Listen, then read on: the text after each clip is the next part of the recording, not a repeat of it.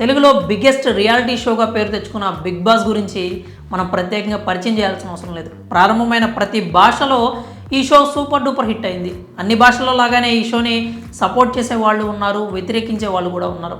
ఎవరు ఏమనుకున్నా తెలుగు బుల్లితెర ప్రేక్షకులు మాత్రం ఈ షోకి అదిరిపోయే ఆదరణ ఇస్తున్నారు. ఇప్పటికే ఈ షో తెలుగులో 7 సీజన్స్ పూర్తి చేసుకుంది. ఒక ఓటీటీ సీజన్ కూడా పూర్తి చేసుకుంది. ఇప్పుడు ఓటీటీ సీజన్ 2 ప్రారంభం కానున్నట్లు తెలుస్తోంది. అలాగే 6 కంటెస్టెంట్స్ కూడా final అయ్యారట.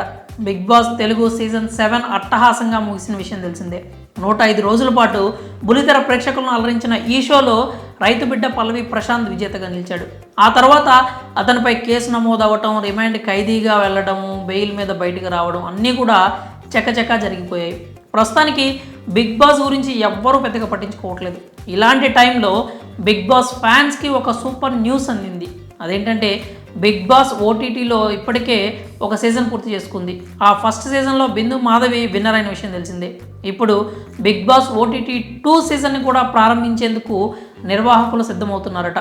December 17న big boss season 7 ముగిసింది. ఇప్పుడు దాదాపు 2.5 నెలల గ్యాప్లోనే బిగ్ బాస్ ఓటీటీ సీజన్ 2 ప్రారంభించేందుకు రెడీ అయిపోతున్నారట. ఇంకో అదిరిపోయే న్యూస్ ఏంటంటే ఇప్పటికే 6 కంటెస్టెంట్స్ను కూడా ఫైనల్ చేశారంటూ టాక్ గట్టిగా వినిపిస్తోంది.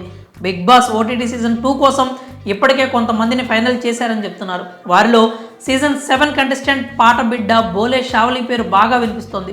వైల్డ్ కార్డ్గా వెళ్ళిన బోలే షావలి బయటకు వచ్చిన తర్వాత మరింత ఫేమస్ అయ్యాడు. బోలే హీరో అంటూ పాట కూడా చేశాడు. సీజన్ 7లో ప్రేక్షకుల్లో పాజిటివిటీ వస్తోంది అనుకున్న టైంలో బోలే ఎలిమినేట్ అయిపోయాడు. అందుకే బోలేని ఓటీటీ కోసం సంప్రదింపులు జరిపారట. షావలి కూడా ఇందుకు ఓకే చెప్పాడంటూ వార్తలు వస్తున్నాయి. దాదాపుగా Bole Shavali big boss OTT season 2కి ఫైనల్ అయిపోయాడని చెప్తున్నారు. ఇక అల్లరి నరేష్ హీరోగా తెరకెక్కిన యముడికి మొగుడు చిత్రంలో హీరోయిన్గా చేసిన రీచా పనాయ్ కూడా బిగ్ బాస్ ఓటీటీ సీజన్ 2 కోసం ఓకే చెప్పారని లీకులు వస్తున్నాయి. అంతేకాకుండా happy days fame Sonia Deepthi కూడా ఓటీటీ 2 కోసం ఓకే చేసిందని చెప్తున్నారు.